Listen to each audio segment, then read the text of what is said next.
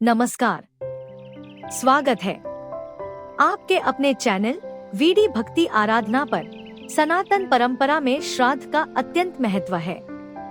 श्राद्ध केवल एक धार्मिक अनुष्ठान नहीं, बल्कि पितरों के प्रति हमारी श्रद्धा, सम्मान और कृतज्ञता का प्रतीक है। पितृ पक्ष के दिनों में किया जाने वाला श्राद्ध हर सनातनी के जीवन का अनिवार्य हिस्सा है। यह केवल एक परंपरा नहीं, बल्कि हमारे पितरों की आत्मा की शांति और उनके आशीर्वाद की प्राप्ति का दिव्य माध्यम है। आज हम विस्तार से चर्चा करेंगे श्राद्ध के महत्व, नियम और विधियों पर। तो आइए जानते हैं श्राद्ध का महत्व, शुभ समय और इससे जुड़ी आवश्यक जानकारी। श्राद्ध संबंधी गतिविधियाँ। श्राद्ध अनुष्ठान में निम्नलिखित मुख्य क्रियाएं सम्मिलित हैं। विश्वदेव स्थापना, पिंडदान, तर्पण, ब्राह्मण भोज।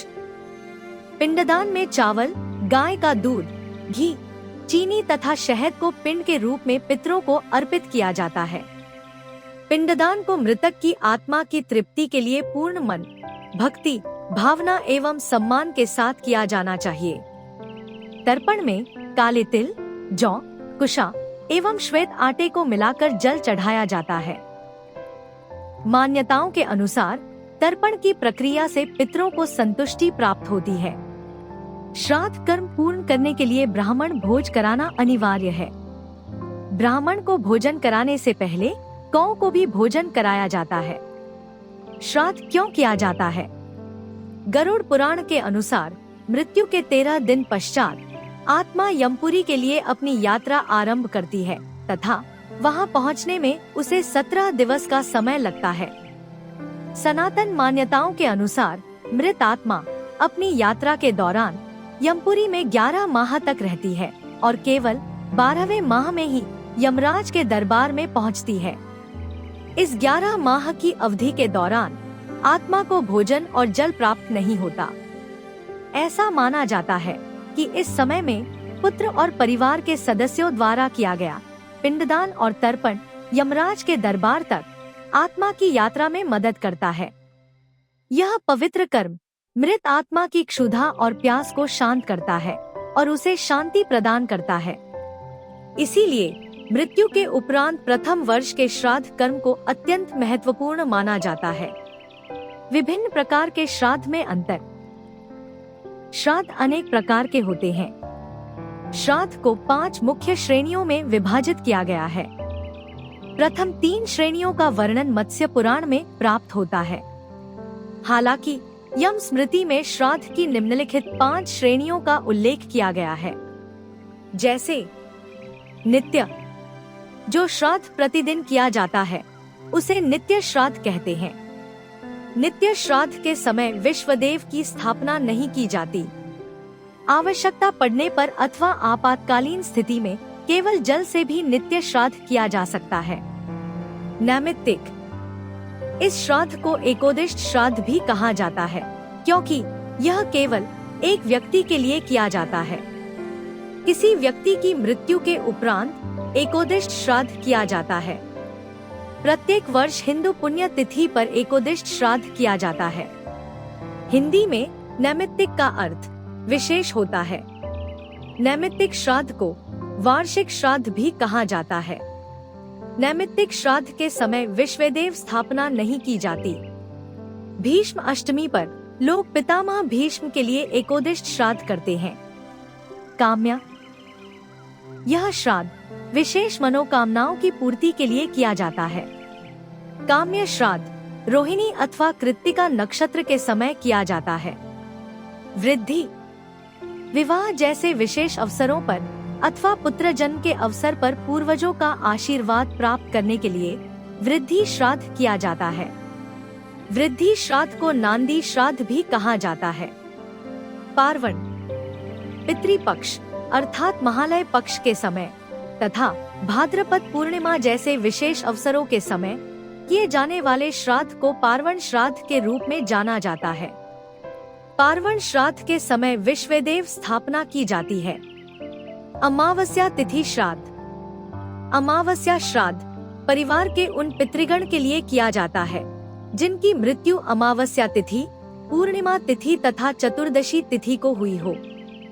वर्ष 2025 में अमावस्या श्राद्ध का पावन दिन रविवार 21 सितंबर 2025 को मनाया जाएगा। इस दिन पितरों की आत्मा की शांति और आशीर्वाद प्राप्त करने के लिए विशेष मुहूर्त निर्धारित है। श्राद्ध कर्म के लिए कुतुब मुहूर्त प्रातः 11:56 से 12:45 तक रहेगा, जिसकी अवधि 49 मिनट है।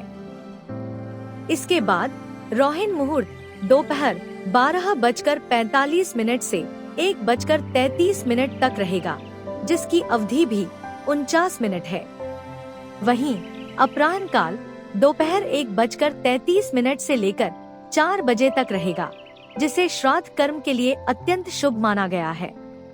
इन पवित्र मुहूर्तों में श्राद्ध, तर्पण और पितरों को अर्पण करने से दिवंगत आत्माएं संतुष्ट होती हैं और परिवार पर उनका आशीर्वाद बना रहता है। यदि कोई संपूर्ण तिथियों पर श्राद्ध करने में सक्षम न हो, तो वो मात्र अमावस्या तिथि पर श्राद्ध सभी के लिए कर सकता है। अमावस्या तिथि पर किया गया श्राद्ध परिवार के सभी पूर्वजों की आत्माओं को प्रसन्न करने के लिए पर्याप्त है। जिन पूर्वजों की पुण्य तिथि ज्ञात नहीं है, उनका श्राद्ध भी अमावस्या तिथि पर किया जा सकता है।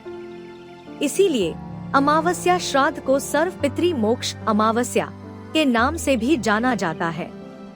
साथ ही पूर्णिमा तिथि पर मृत्यु प्राप्त करने वाले पितृगण के लिए महालय श्राद्ध भी अमावस्या श्राद्ध तिथि पर किया जाता है, न कि भाद्रपद पूर्णिमा पर।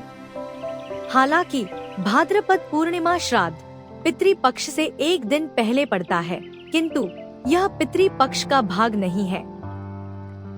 सामान्यतः पितृपक्ष भाद्रपद पूर्णिमा श्राद्ध के अगले दिन से आरंभ होता है।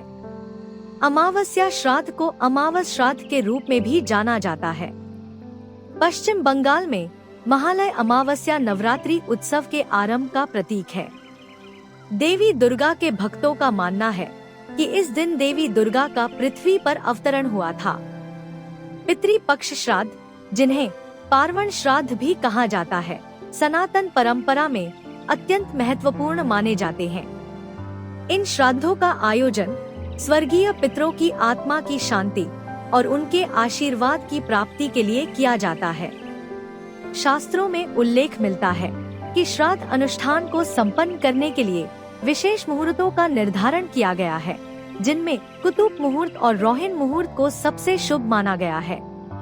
इन मुहूर्तों के अतिरिक्त अपराह्न काल को भी श्राद्ध कर्म के लिए पवित्र और फलदायी बताया गया है। पितृपक्ष की अवधि एवं समय। पितृपक्ष 15 चंद्र दिवस की वह अवधि है जिस समय हिंदू समाज के अनुयायी अपने पूर्वजों को विशेषतः भोजन प्रसाद के माध्यम से श्रद्धांजलि अर्पित करते हैं।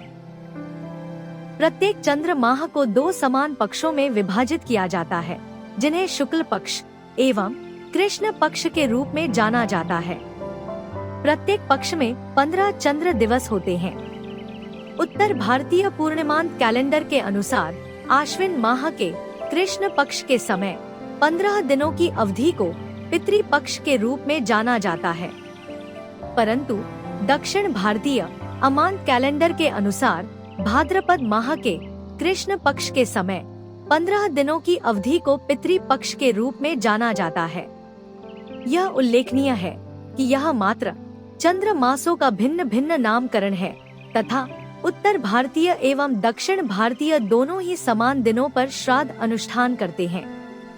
अनेक स्रोतों द्वारा भाद्रपद पूर्णिमा को भी पितृपक्ष की 15 दिनों की अवधि में सम्मिलित किया गया है।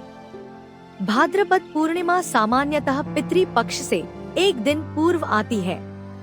भाद्रपद पूर्णिमा को प्रोष्ठप्ती पूर्णिमा के रूप में भी जाना जाता है एवं यह श्राद्ध अनुष्ठान करने हेतु एक शुभ दिवस है, किंतु यह पितृपक्ष का भाग नहीं है। ध्यान रहे कि जिनकी मृत्यु पूर्णिमा तिथि पर हुई है, उनके लिए महालय श्राद्ध भाद्रपद पूर्णिमा पर नहीं, अपितु पितृपक्ष के समय अमावस्या श्राद्ध तिथि पर किया जाता है।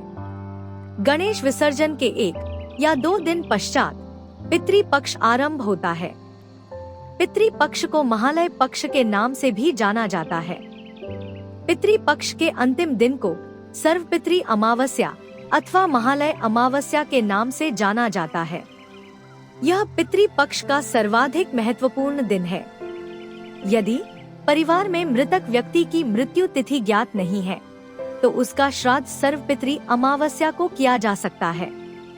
पश्चिम बंगाल में महालय अमावस्या से दुर्गा पूजा उत्सव का आरंभ होता है। मान्यताओं के अनुसार इस दिन देवी दुर्गा भूलोक पर अवतरित हुई थी।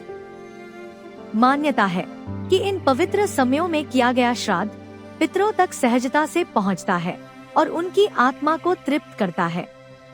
इसीलिए यह कहा गया है कि अपराह्न काल समाप्त होने तक सभी श्राद्ध संबंधी अनुष्ठान संपन्न कर लेने चाहिए।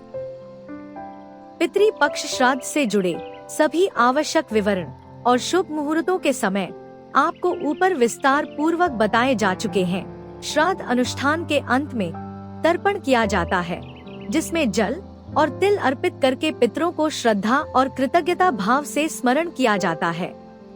ऐसा करने से पितर प्रसन्न होकर परिवार पर आशीर्वाद बरसाते हैं और घर परिवार में सुख, शांति और समृद्धि बनी रहती है। श्राद्ध का यह पावन अनुष्ठान हमें यह सिखाता है कि जीवन केवल वर्तमान तक सीमित नहीं, बल्कि हमारे पितरों और उनकी स्मृतियों से गहराई से जुड़ा है।